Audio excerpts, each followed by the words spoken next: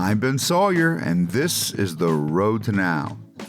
This week on the show, we look back on a pivotal moment in American history, this being the war between the U.S. Army and the confederation of tribes that came together under Tecumseh during the War of 1812 and before that.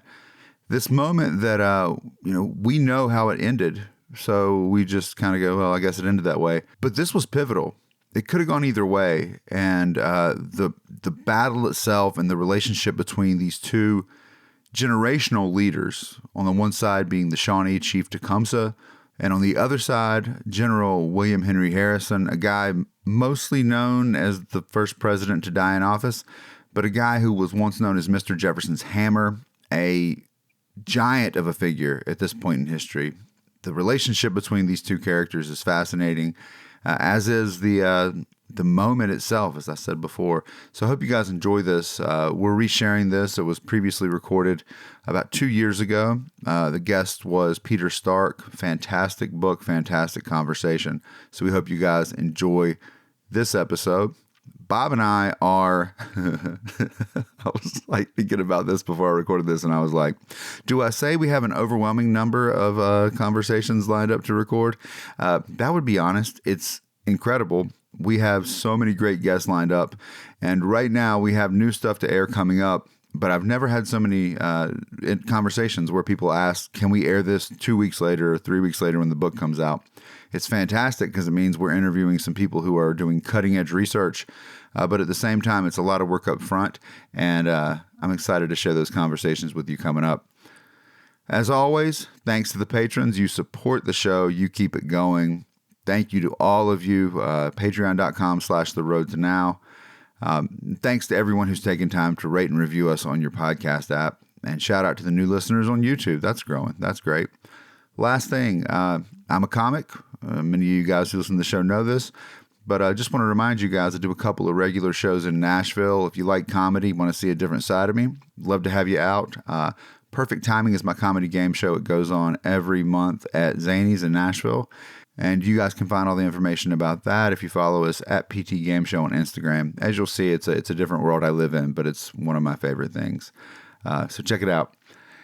Hope you guys are having a great week. Hope this is the end of the heat.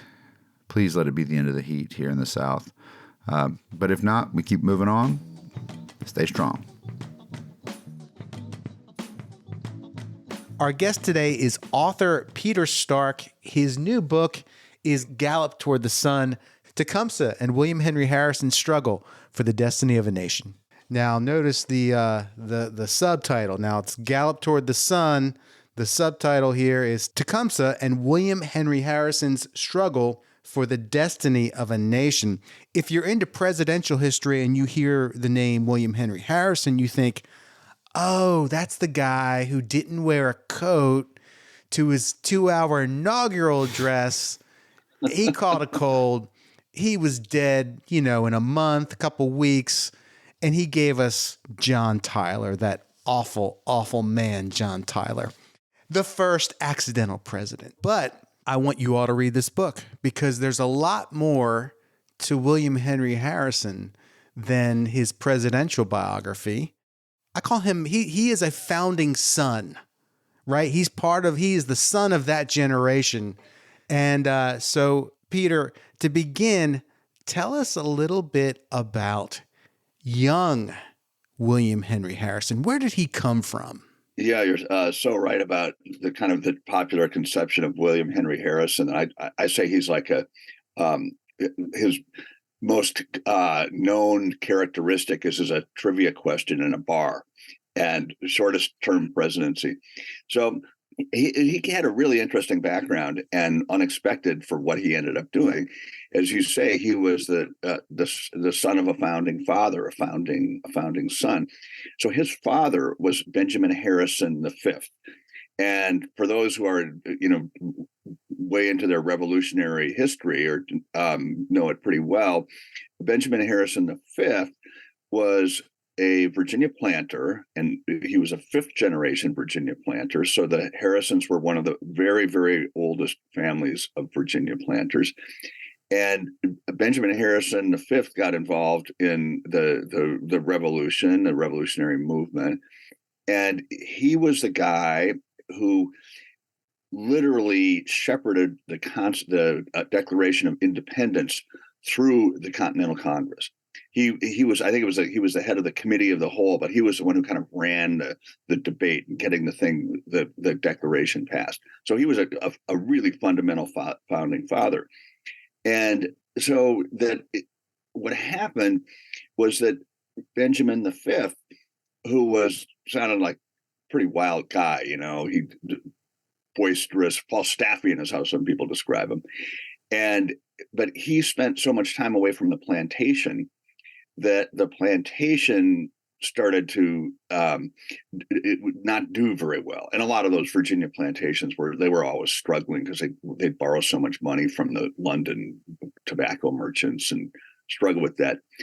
And one of the problems was that because Benjamin Harrison V had been such an instrumental figure in passing the Declaration of Independence, that once Benedict Arnold went over to the British side, he ended up leading an army into Virginia. That it came in by ship, and one of the things Benedict Arnold targeted was the Harrison estate on the James River, and Benedict Arnold's army pulled out all the family paintings and all the furniture and all the family heirlooms, piled them on the front lawn, and lit a big bonfire to say, okay, this is in retribution for rebelling against His Majesty. Hey, and Peter, I'm just going to interrupt you right there real quick to let everybody know that you can visit that plantation, right? Berkeley? You can visit that plantation. It's out near Williamsburg, not too far from Williamsburg, Virginia. My wife and I have done it a few times, so just keep going. But I wanted people to know that that's a piece of history they can literally go touch. You can literally go touch it. And so when Benjamin V had and his wife had 3 sons, and William Henry Harrison was the youngest son. And so he was 6 years old when Benedict Arnold burned the family estate and the family heirlooms, and he and his mom and his younger sister had to flee by carriage. And so that's sort of how he got his start in the world, with a revolutionary father. Benjamin, eventually the revolution ended, American victory. Dad comes back, Benjamin V, to the plantation, but the plantation's, been suffering hard times for a while. And the Benedict Arnold's raid had also, the soldiers had shot the cows, and they'd set loose a number of the enslaved workers, and that suddenly the plantation is really struggling. And so Benjamin V said to his 3 sons, you guys, this has been working for the family for 5 generations, but it's not going to work for the 6th. So each of you need a profession.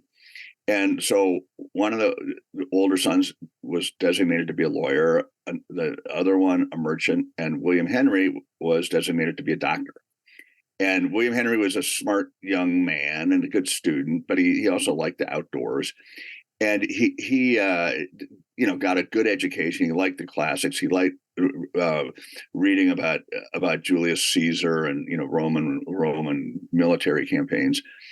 He eventually was sent to, I think then it was the only medical school in all of North America, in Philadelphia. It was like the Philadelphia College of Medicine. It's now University of Pennsylvania. And he was put under the care of the doctors there.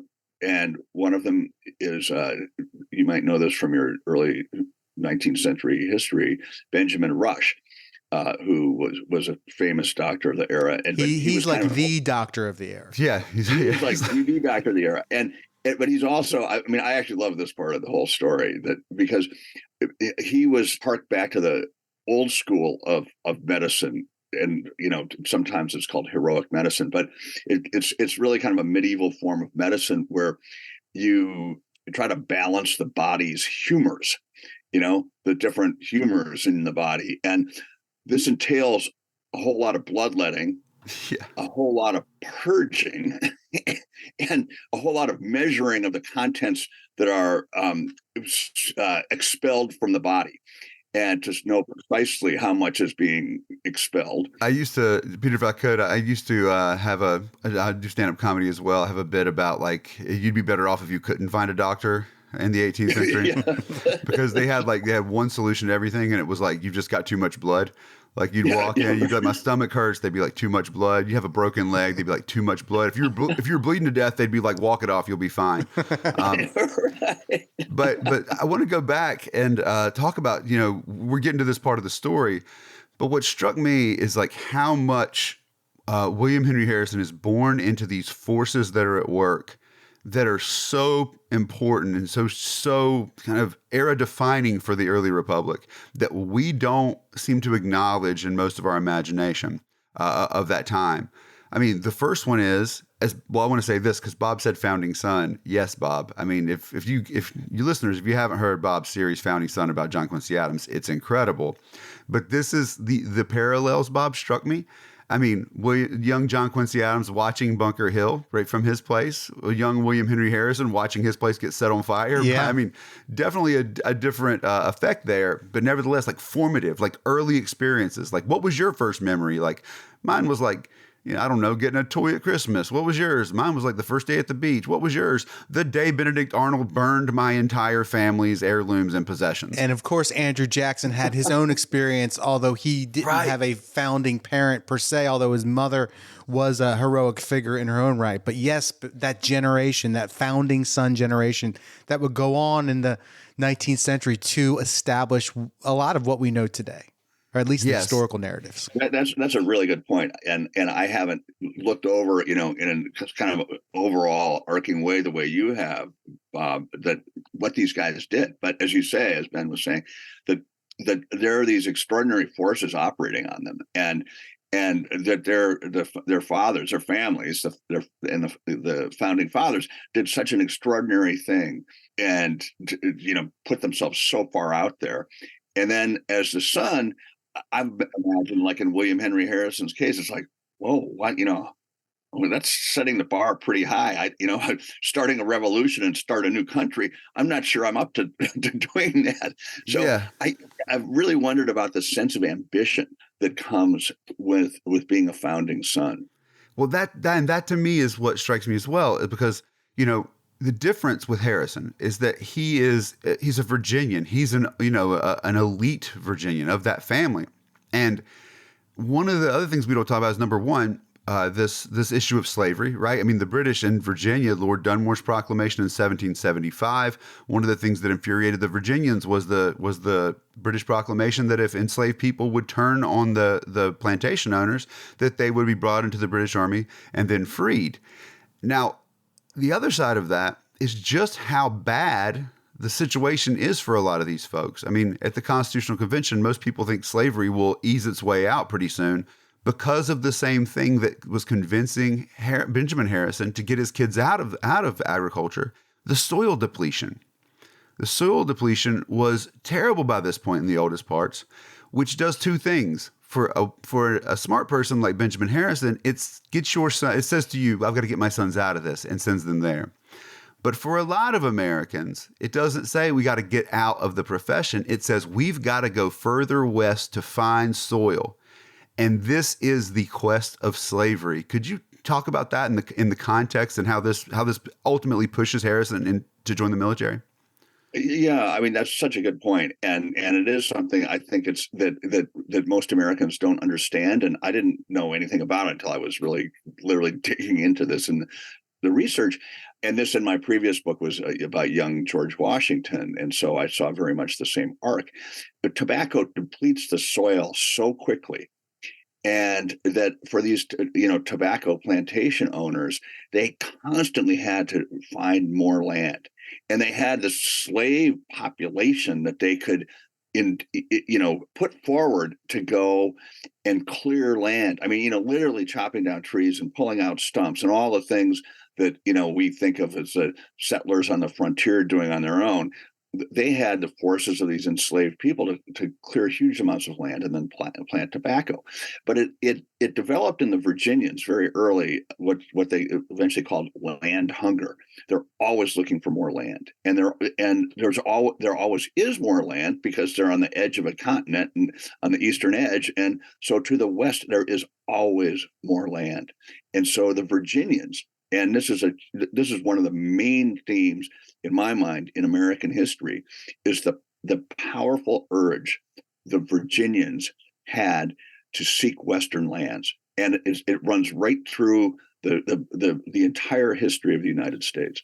And part of that land is the Northwest, which at that time is not the Northwest. It's not where you are right now. Right. It is not the Pacific Northwest. The Northwest is what we would think of as Ohio and Indiana and Michigan. That is the Northwest. There was something called the Northwest Ordinance. And talk about what was thought of as the Northwest and how our government early defined it. So the Northwest is we were talking before the show that I'm sitting on an island in Puget Sound, which is Washington State, Washington, Oregon. We think of that as the Northwest. What's now referred to as the Old Northwest were the states, or they weren't states, but it was the region. Just as Bob has been saying, that the Ohio Valley and Upper Great Lakes region, and technically it would be what today is the states of Ohio, Indiana, Illinois, Michigan, Wisconsin, and part of Illinois. So enormous area. And the Northwest Ordinance was another one of these key moments in American history that would determine much of what came later. That after the Revolution, so 1783, the British ceded all their lands west of the colonies to the fledgling United States. So the British not only gave over the colonies on the eastern seaboard, they gave over any claims they had, and really all they had were claims. It's not like, they just kind of stuck a flag in it. Their claim went from the crest of the Appalachians, essentially, all the way to the Mississippi River. And so when the Revolutionary War was settled in 1783, the British ended up giving over all that land, which were, there were hundreds of tribes living there, and it was not settled. It was far, far from settled. And so then when by 1785, and then especially 1787, so this is all the time of the Constitution's being written, that the founders and members of Congress are trying to figure out, okay, like, where do we go from here? And we got the 13 colonies, now 13 states, and that now we got all this land out west meaning like the Ohio Valley. And so they had to kind of come up with a mechanism by which they could incorporate these new lands into the United States. And so they came up with this mechanism, and it's defined in the Northwest Ordinance of 1787, by which they would that a region, an area, its status was determined by its population. And when a region reached 5,000 settlers, that gave status as its own territory. I might be off on some of these numbers, but it's generally how it works. And then when that what's now a territory reached 50,000 settlers, it could be now a state. It had status as a state. And the Northwest Ordinance applied to all that area that we're talking about, the Northwest, that Ohio Valley, Great Lakes area. And there were stipulations in the Northwest Ordinance that were very plainly stated that were really significant, and I deal with them a lot in the book Gallop Toward the Sun. Yes, this Northwestern Ordinance is fascinating, if for no other reason than it's established under the Articles of Confederation at a time when Congress could get almost nothing done because of the strange arrangement of this confederation. they managed to work this out, which tells you something that is, again, one of these underlying themes in the early republic. These people cared about that land a lot. In fact, the American Revolution, as much as we want to talk about taxes, sure, that mattered. One of the key factors in making the colonists resentful was the British refused to let the colonists move past this demarcation line from the colonies into the Northwest Territory, which infuriated them. Part of the taxes that they were raising after the French and Indian War, the British were using to pay soldiers to stop American colonists from illegally going to this area. And that is one of the great secrets of the Revolution we don't talk about. That as much as we talk about the British lost and the Americans won, another one of the big losers were all of the tribes living past the Appalachians who now had no barrier for the white settlers to come in and begin consuming their land at a massive rate. Could you talk a little bit more about this? Yeah, and just to make a point about the Revolution and the colonists' anger, that part of the arrangement that as I understand this, and Ben, correct me if I'm wrong, that the British recruited some of the tribes or some of the part of the tribes to fight alongside them, and part of the promise was that the British would help them keep their lands after the war was over, and that did not happen. The British, they might have said, "Oh, we." In the Treaty of Paris negotiations, we want to, make all those lands Indian lands, and the Americans said, no way. And so that was the end of the discussion. And so, there are millions upon millions upon millions of acres that then went straight into the new United States. And the settlers were, as you say, the British, after the French and Indian War, which ended in 1763, the British had drawn a line literally down the crest of the Appalachian Mountains. It's kind of where the Appalachian Trail runs now. And they barred American colonists from going over that line into what would be Kentucky and Ohio and Western Pennsylvania. And because they didn't want the settlers causing trouble among the Indian tribes, which was already a problem. Anytime the white settlers went back in there and white traders, it would not go well. So the British said, okay, done with that. This in 1763 can't move any farther. No settlers can go over the Appalachians. So as you say, Ben, that really infuriated the colonists. And oddly enough, one of the most infuriated people was a young plantation owner named George Washington. That's made him crazy because he had, as a young colonial officer in the French and Indian War, this is the 1750s, that he had been awarded thousands of acres of land, Western lands over the Appalachians.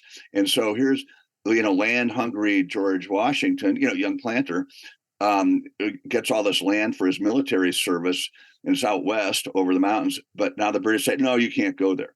So, yeah, just to exactly your point, this is a huge source of resentment. And there's some letters from George Washington. You can't believe how angry he is about this. The other main character in this story is a Native American man named Tecumseh. And let's give him the same treatment we just gave Harrison, because he also is a son of a great man, a great leader.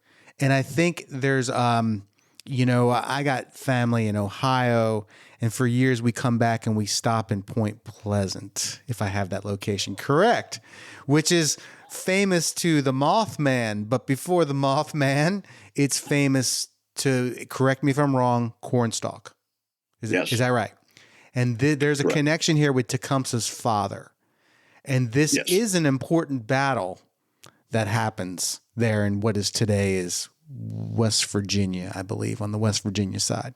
It's on the West Virginia side. Okay. Yeah. I want you to tell all of us about Cornstalk and Tecumseh's father, to give us what Tecumseh grew up in and his origin story. Perfect. And I'm amazed that you know Point Pleasant that well. I've know been there it extremely well. It's a really interesting place, and it's where a fairly substantial river, the Conway, I think they call it, comes up from Virginia, West Virginia, and hits the Ohio. And it's a big, there's a big fertile river junction that Teddy Roosevelt, writing history in the late 1800s, called this Point Pleasant. He called it the first battle in the winning of the West.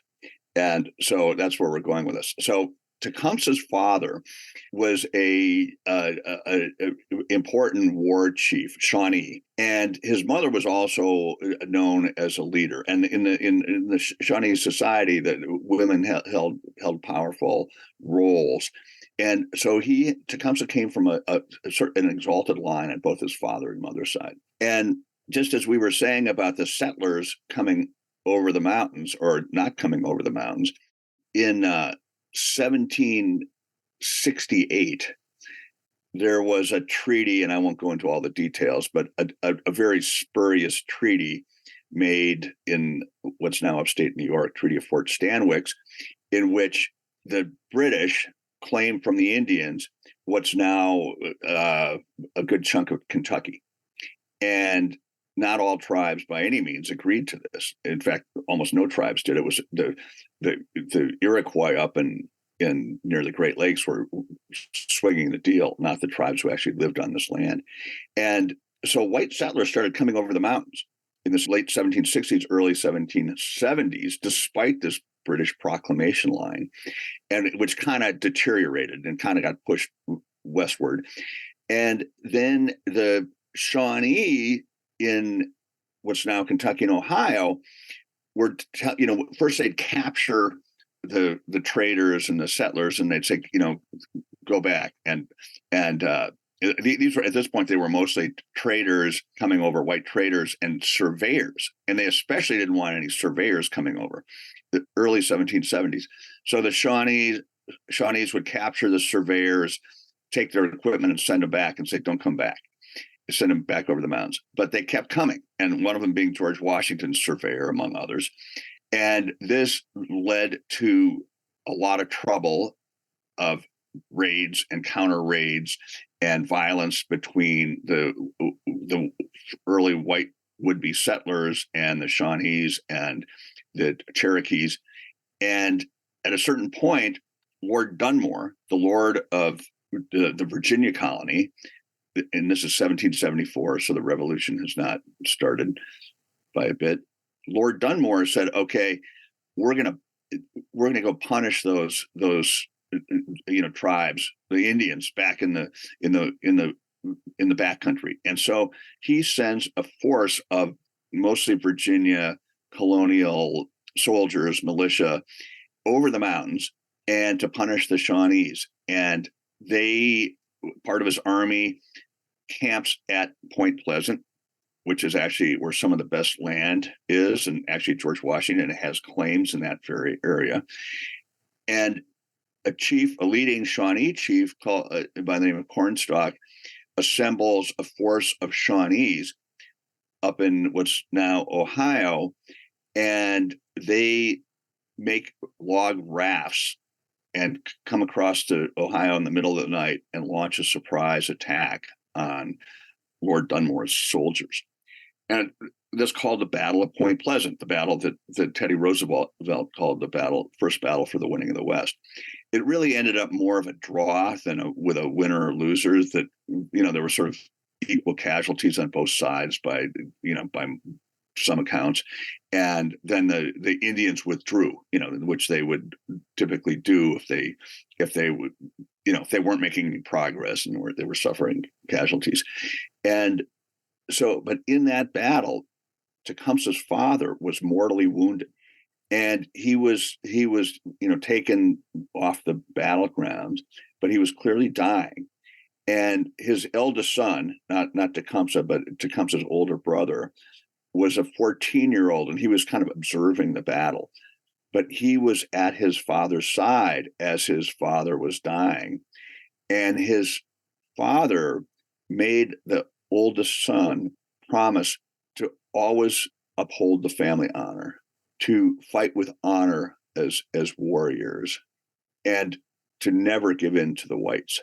And so Tecumseh's older brother made that pledge to the dad and promised to raise the other brothers under the auspices of that pledge. So here you are, again, it's such a good parallel, the founding son, that this legacy is passed down, of a very weighty generational legacy of what you will bear as the son of a instrumental figure in this world, on this continent, as European settlers are arriving. So here we have the setup. You've got young William Henry Harrison out west now in the quest to acquire the land for the new nation. I'll back you up. Please. One moment there. We left William Henry Harrison going to medical school. Excuse me. And this is one of my favorite parts. So 17-year-old Harrison gets to Philadelphia under Dr. Benjamin Rush, the bloodletter, the guy who gives the purging chemicals. And meanwhile, Benjamin V, the old man, dies, and young William Henry, a 17-year-old, studying under Dr. Rush, and decides he's not really into measuring all these liters of beakers of blood and human emissions, and he decides to drop out of medical school. And at that point, he runs into one of the revolutionary heroes who says, if you're looking for some action, there's some Indian wars going on over the mountains, and you might find an exciting life there.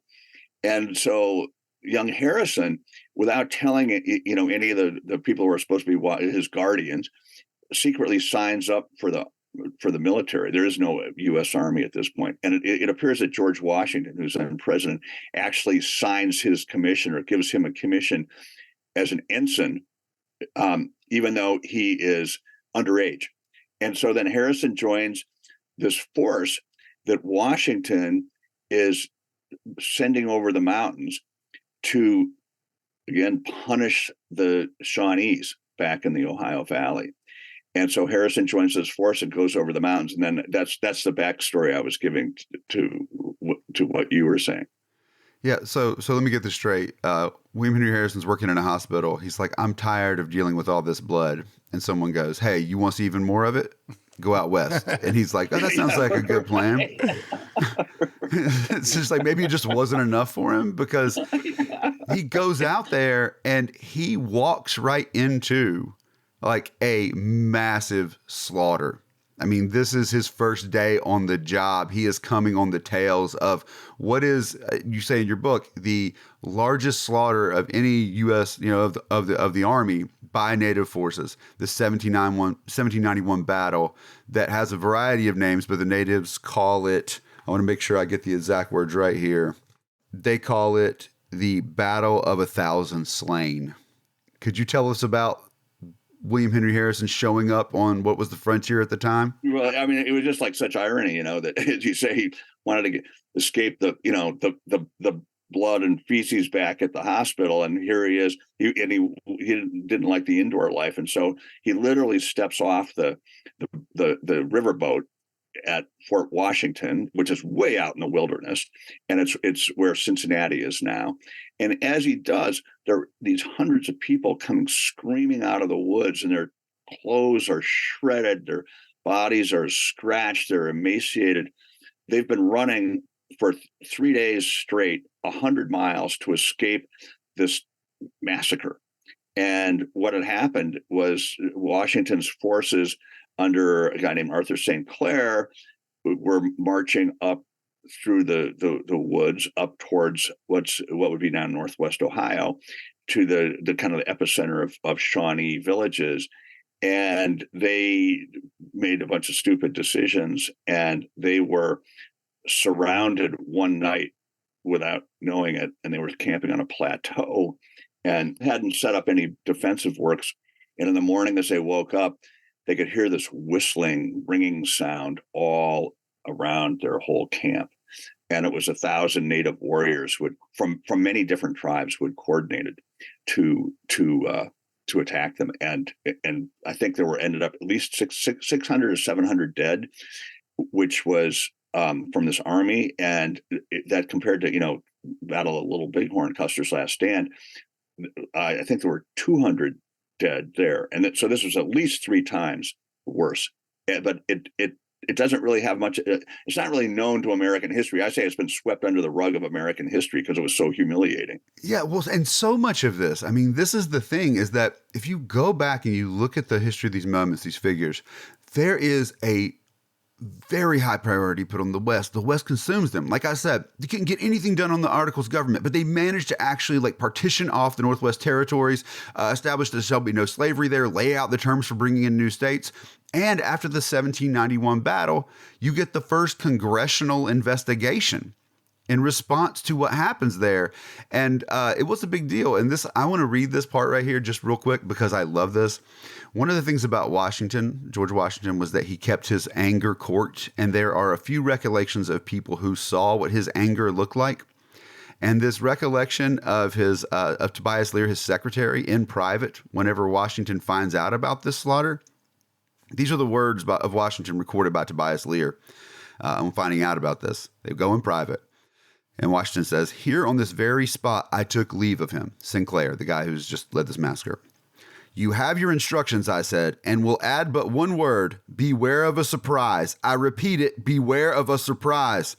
He went off with that as my last solemn warning thrown into his ears, and yet to suffer that army to be cut to pieces, the very thing I guarded him against. Oh God, he's worse than a murderer. The blood of the slain is upon him, the curse of widows and orphans, the curse of heaven. And then Washington calms down and goes, "Don't tell anybody I said that. I promise I'll give him justice." But this is such a big deal that you see one of these moments where Washington's court comes out and he is furious. And could I be wrong in saying that he's so mad because Washington had experienced a surprise very much like that when he was a young man serving with, was it Braddock? Braddock, right. yeah. So Washington, with the redcoats marching into the Ohio Valley. Also. So he's literally wasn't Washington kind of like the one who messed up at that point? And so well, he got the ball rolling with he inadvertently set off the French and Indian War. I wrote a book about this. So right. I know this story. Right. You know this well. For hours about this. So you know that. So Washington here, he is warning, another officer. Exactly. Look, I've seen this before. I know this. Yeah, I know the playbook. Okay. So there's so much, and I want to, with both of your permission, fast forward a little bit. Yeah, I think we're going to have to do that. There's so much in this. For those of you guys listening right now, you'll have to read the book, which is going to be the best thing that happens this week. No, and that's right. And we're not giving it, the book again is Galloping Toward the Sun, Tecumseh and William Henry Harrison's struggle for the destiny of a nation. And we're not giving it all away for free. But I want to get to the 1809 Treaty of Fort Wayne. I think this is one of those pivotal moments and something that people that just have a semi-basic understanding or even a detailed understanding of American history don't know this history. So if you would, Peter, talk about the significance of the Treaty of Fort Wayne. Okay. So, and I'll give the one bit of lead up to that. We were talking about the Northwest Ordinance, and in the Northwest Ordinance, it states very specifically, these will not be slave states. Any state that comes in the Northwest from the Northwest Territory, and we will always respect the rights, the wishes of Indian tribes. We will never take their lands from them without their permission. Stated black and white right there. So fast forward, Harrison, after becoming a young soldier in the wilderness in the Ohio Valley, he joins up with Mad Anthony Wayne. They eventually defeat the Confederated Indian forces. Harrison, the Indian wars drop off. Harrison is like, now his military career is not looking like much. He ends up getting married. His father-in-law thinks he's a real kind of loser because he has no career, and he goes into territorial politics. And he eventually becomes the Northwest Territorial Representative to Congress. And then once the state of Ohio was split off in, I think it's 1803, he becomes governor of what's now called Indiana Territory, which is actually not Indiana. It's an area the size of France, up through Wisconsin, Illinois, Michigan, on and on. And so Harrison these Indian wars between the whites and Indians, the white settlers and Indians, were settled with a line essentially drawn down the middle of Ohio called the Greenville Treaty Line. And Harrison shows up on the far side of the treaty line in the capital of the Indiana Territory, way out on the Wabash River in Vincennes. And he writes a letter to his boss, President Jefferson, and says, wow, these tribes are really in trouble. If anytime there are white settlers around there, you can just see the tribes deteriorate. And if we want to do something about that, I leave to you. But if we don't, it's going to leave a dark stain on the American character. Jefferson doesn't really respond. And then Harrison seems to get the message that, well, actually, we're going to go the other way on this one. So Harrison says to Jefferson, actually, I think that if we need more land, we can get some on the far side of the treaty line. And then Jefferson gives him the big go-ahead, which is one of the most surprising things I have found in all my research of American history. And Jefferson writes Harrison a secret letter, says, do never show this to anybody, that here's the plan: get the most prominent chiefs as deeply in debt as you can at the government trading posts, and then they have to sell their lands to settle their debts.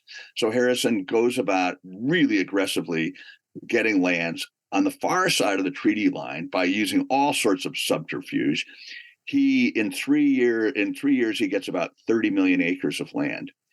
And in 1809, he goes for one last piece, and it's called the Fort Wayne. He's trying to buy it, or trying to get it at the Fort Wayne Treaty. And this one last piece, it's kind of like a jagged tooth that aims right towards the village where Tecumseh has established this very strong Indian confederacy, along with his brother, known to whites as the Prophet, who has become a spiritual leader. So the two brothers have this big Indian movement going in multiple tribes, and it's centered at a place called Prophetstown on the Wabash River. And then Harrison tries to buy a piece of land that's starting to encroach right on Prophetstown. And Tecumseh says in 1809, he said, don't do this. We have enough land to live now. Do not take any more. We're fine. We can, everything will be peaceful. You've taken a lot of land, but don't take this piece. He meets Harrison in person, and they have one of the most incredible moments in American history. And it's near the center of my book, but they meet on the front lawn of Harrison's mansion in the wilderness. And there's this big showdown between the two of them. I mean, with words. And it doesn't go well for the Tecumseh side. There's one argument that Harrison makes. It's a false argument, but he brings it up to Tecumseh in that meeting, I believe, and you'll correct me if I'm wrong. But he says, look, you make a deal here for this piece of land with this tribe, and they give you this piece of land, and we're not all the same. Tecumseh saying, we haven't always been united. We've always been individuals. So you can't make a deal. Wait, I'm going to back you up right there. All right. Okay. So what Tecumseh does is, because Harrison is a master, he's like a poker card shark at finding some little tribe that's been reduced and is weak, but has territory, and leveraging their weakness in wanting to sell the land to get all these other tribes to have them sell the land of the other tribes. So Tecumseh says, from now on, no, we're not doing that. The tribes are bonding together to hold the land as one. So even though we're different tribes, nobody's going to sell any land unless all the tribes agree. So Harrison makes this statement, and I just want you to react to this statement because I find it very relevant, and it just illustrates. Harrison argues against the claim that Indians were one nation because they did not all speak the same language. He says, if the Great Spirit meant for all of you to be one nation, well, you would all speak the same language. And it just it took me back to Old Testament and Genesis and the Tower of Babel and the how God made everyone speak different languages. And so it was really a false argument that even if you think that Harrison, he's a Christian, I'm sure he knows this story from the book of Genesis, King James version, I'm sure. And so so I just thought that was illustrative of the whole That's situation. very interesting. Yeah. That's a really interesting parallel. And that Harrison is, he's using all these clever arguments, and Tecumseh is just trying to say, look, we're trying to be really straight with you.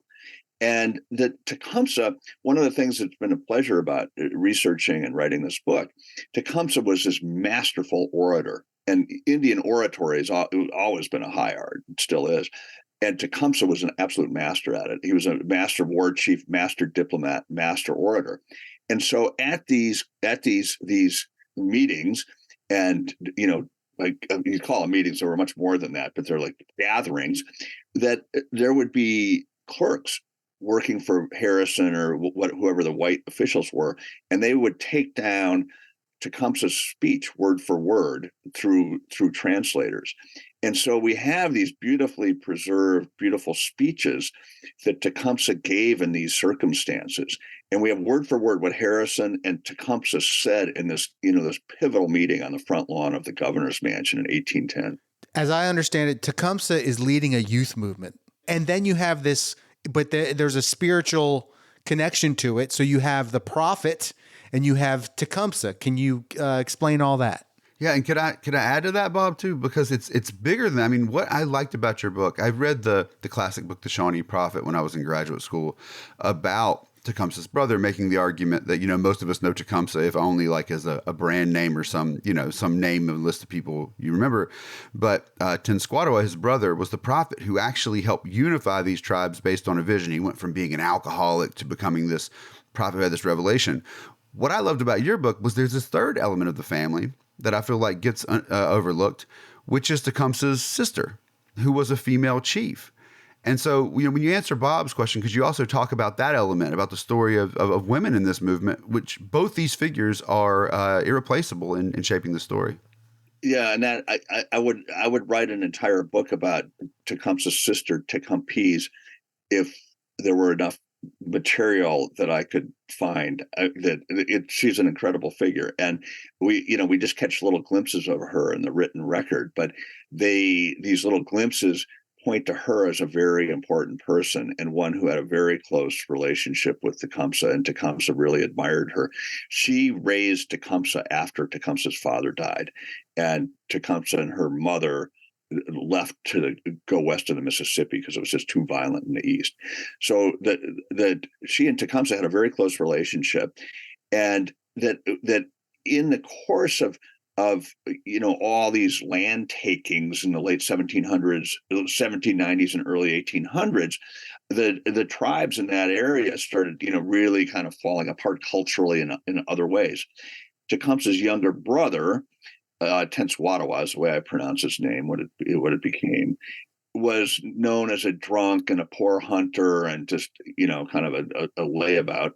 And that at a certain point, he, my imagining, and this is a pure speculation on my part, but I suspect, and that at a certain point, the older sister Tecumseh said to her younger brothers, "Hey guys, you gotta wake up and do something."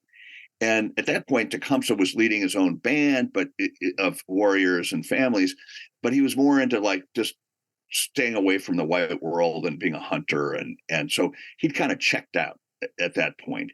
And this is in the 1803, 1804, 1805. And the other brother, Tenskwatawa, was kind of generally known as sort of a worthless guy. I'm sure he was not just that, but that's the story.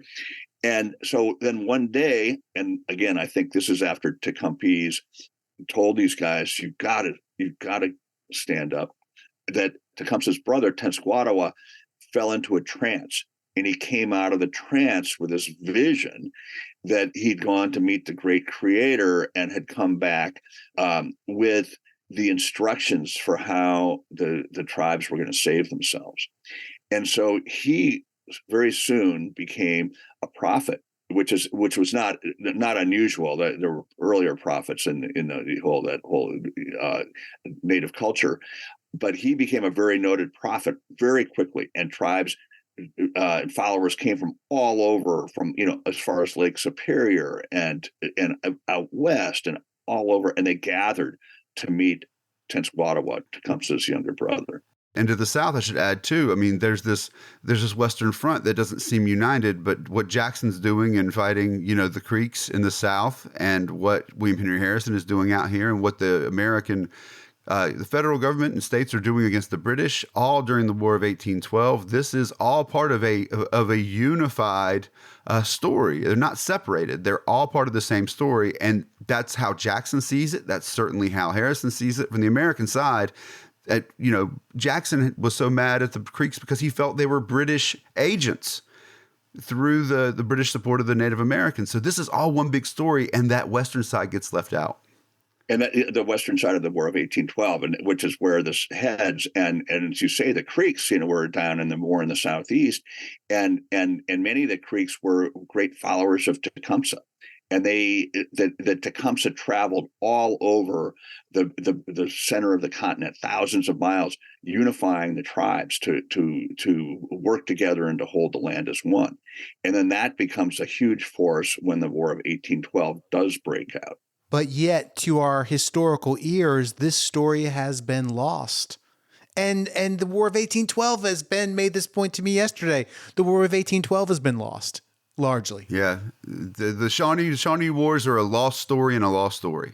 Yeah, that's the way to put it, and that's sort of a tragedy to me that most Americans, and I didn't know anything about it myself till I started researching it, don't know about this part of our history that was really a pivotal moment of what are we going to do with the indigenous people on this continent, and what is our relation going to actually be with them?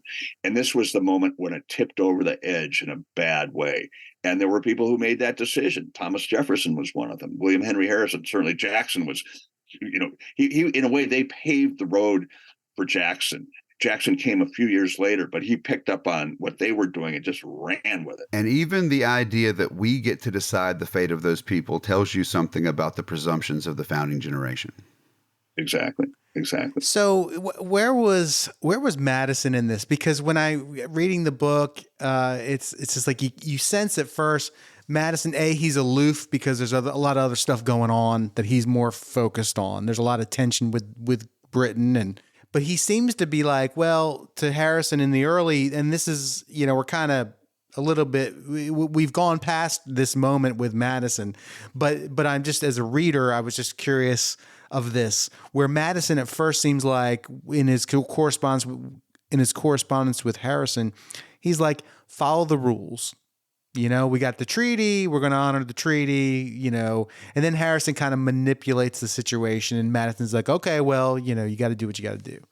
Well, that's giving Harrison too much credit, because that he pushed it so hard, and Madison and his Secretary of War kept saying over and over and over again to Harrison, and this is when Madison came in what was 18 after Jefferson left, 1808, 1809, and so then Madison inherits this whole whatever's going on out west, and he's this very small, slight, intellectual, brilliant guy who's not like a frontier man like Harrison is, and he's not looking west like the way Jefferson was, and Madison just says, do not cause trouble with the tribes.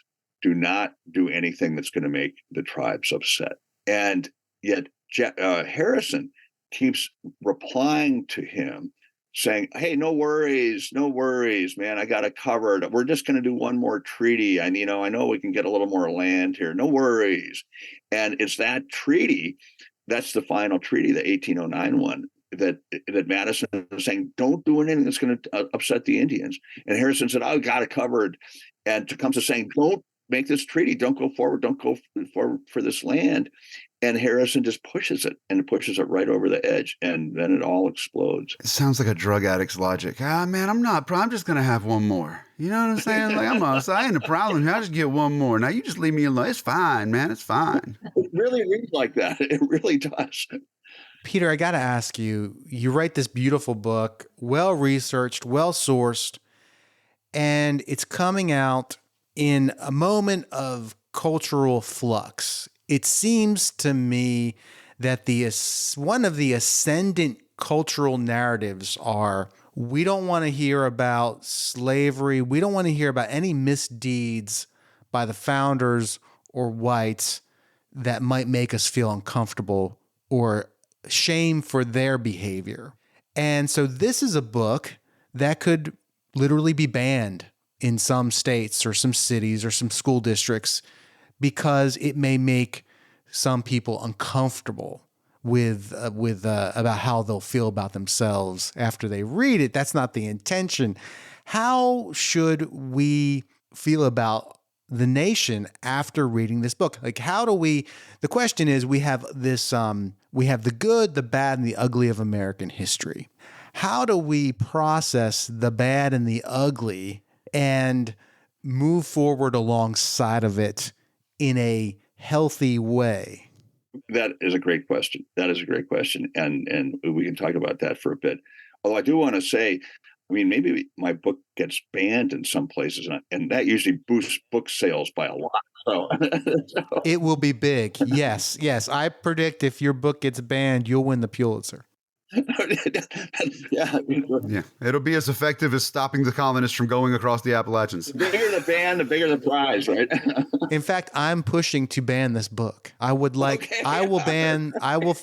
go to Florida and I will write a letter.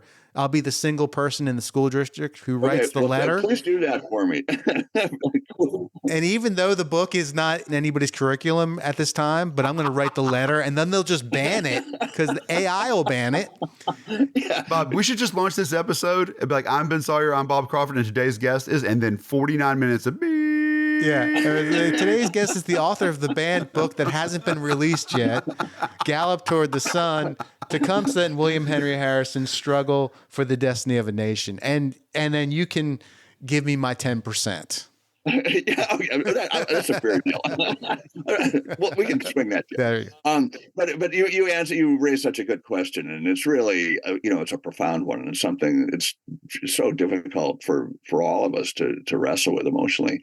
That how do you reconcile the good, the bad, and the ugly? And in the course of our nation's history and in our founders, one of the things I found in my research, and I do try to point it out, and I certainly point it out when I'm speaking about this book and these early matters, is that I'm totally in awe of the founders for what they did. That I cannot believe the way they hung themselves out over the line so far to pursue an ideology. That ideology was also mixed with their self-interest. There's no doubt about that, and I know the Virginia story quite well. But they were incredibly courageous. And so there are these elements of the founding fathers that are like brilliant. They're brilliant. They're incredibly courageous. Thomas Jefferson's one of my heroes. He's been one of my heroes for a long time, a man of the Enlightenment. But then there's also this other part that's surprising and it's distressing. And that, like this letter, I did, when I came across that letter that Jefferson wrote, it's like, get the chiefs in debt and take their land. And here's the man of the Enlightenment giving secret instructions to essentially destroy a people. And so where does that fit in with this whole concept of nobility and liberty and Jefferson as the Enlightenment man? I think it's really important to understand that all these people, everyone in American history, all of us, we all work out of both places of courage and nobility and also places of self-interest. And that if we don't acknowledge the self-interest part, if we only acknowledge the nobility and courage, it becomes a false story. It's a distorted story. And so in my mind, what we need to do is recognize the humanity, you could call it weakness. I mean, I think you can just call it humanity, that there are a lot of people do things in self-interest. Everybody does.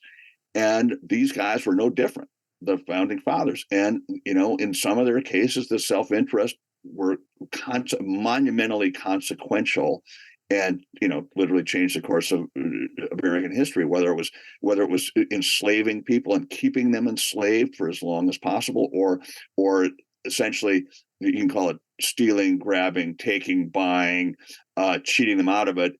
95% of the lands in this part of the continent held by indigenous people. But if we don't acknowledge that happened and that there were individuals who were pushing for those things to happen, it's just a papered over false view of history. And I think it sets these false expectations of what people can be and what we could be as a country, as people working together, to know that even though we have all these dark spots and weaknesses, that we can still come together with these to create this noble experiment. We can be courageous. We can work together as the founders did, with very different perspectives. I mean, these guys could argue for years about their, talk about partisan divides. Think of the founders, and that it's just important for us to understand that there's the both, as you say, the good, the bad, and the ugly, and that there's so much good. But if you don't acknowledge the bad, the good is not real. Yeah. So that's my answer. It's one of the best answers most thoughtful answers I've ever heard to a question like that. Well, thank you. Yeah, it's one we can all think about. I mean, I don't have the answer, but there are a million answers. Yeah. But they're all woven together in some way, the way we're all woven together in some way. Peter, I just made this point at a talk I gave to the National Conference of State Legislators. People who try to defend the founders on the idea that they are somehow this great, larger than life figures, they not only deny us the opportunity to learn from them, because if they're not humans, we can't learn from them, right? But they also, exactly. How would you make the point that anyone was a great figure if they never had the potential to fall? Like, I mean, if you're destined for greatness, you did nothing to earn what you've got, and therefore you're really not great. You've done nothing. Yeah. You're superhuman to start. So what's the problem? I'm never watching Superman movies to get an idea for how to deal with adversity. You know what I'm saying? Well, this is a book. Peter Stark is our guest. The book is Gallop Toward the Sun, Tecumseh and William Henry Harrison's Struggle for the Destiny of a Nation. You will learn something on every page of this book that you did not know about American history in this time of our nation's development. So I hope everyone listening goes out there and orders this book before it's banned. Get it while it's hot. Well, and even after it's banned. And then even after it's banned. That's right. It might be more valuable then. Yeah, I've got an idea. I've got a founding fathers idea for us, style idea for us, okay? We buy up all the copies, then we ban it, okay? Then people go, it's banned, and they go try to get copies, and you're like, it's not available anywhere. And then we'll be like, I know a place you can get it, and we sell it like 300% of what we paid for it. Out of the back of our trucks, because Perfect. Ben and I both have the same truck. Right? We do. We both have the same truck. We didn't know this. I drove up in my truck. He goes, I've got that truck too. Yeah. It's sort of Great like minds. land speculating, sort of like those early founders doing their land speculating. We're doing book speculating. That's right. We can't change the tides of cultural movements. They're bigger than us three, but we can absolutely capitalize off of them. So. Can't win them, join them. That's right. Yeah. Well, I have to say, it's been so fun talking with both of you, and I hope we have more opportunities in the future. But you have great questions, and you're so insightful and incredibly knowledgeable. I'm humbled by your knowledge of history, and I'm flattered and honored that you have me on your show. Well, we're honored to have you. Thank you. I think we both hope that one day we could write a book this well wordsmithed. So and the writing, it's like a lot of history books are snoozers. Like what Ben said, discussing your book, a lot of history books are monographs. This is not a monograph. This is prose at its best, telling a historical story. So good job, Peter, and we wish you the best of luck with it. Thanks so much. Thank you for listening to The Road to Now. If you enjoyed this episode, please tell the world by giving us 5 stars and a review on Apple Podcasts or 5 stars on Spotify. Or spread the word directly. Just text a friend maybe, or share a link on social media. Anything helps and we appreciate it. And if you've got a friend who hasn't gotten into podcasts yet, let them know they can hear us every weekend on SiriusXM's POTUS channel 124. Now is the time when we say our special thanks to our supporters on Patreon and give a shout out to our Washingtonians. That list is Tanya Marsh, Mary Hawking, Tim and Caitlin Wells, Fig White, Matt Williams, Team Martin, Ann Williams and Frank Edwards, Nate Farrer, Jennifer and Magnolia, Chris and Teresa Adams, Joy Avery, Edward Carlson, and Aaron and Derek Garrison. Thanks to all you guys for supporting us. If you want to support our work and maybe get on that list, you can join us on Patreon at patreon.com/theroadtonow. You'll get extended versions of select conversations, extra episodes, bonus materials, and more. That's all available at patreon.com/theroadtonow.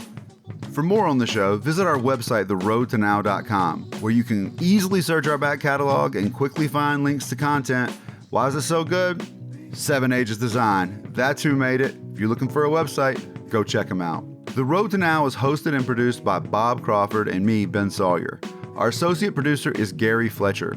This episode was edited by Ben Sawyer, and our theme music, like pretty much always, was by Paul DeFiglia. For Bob Crawford, this is Ben Sawyer. Thank you for listening. Take care.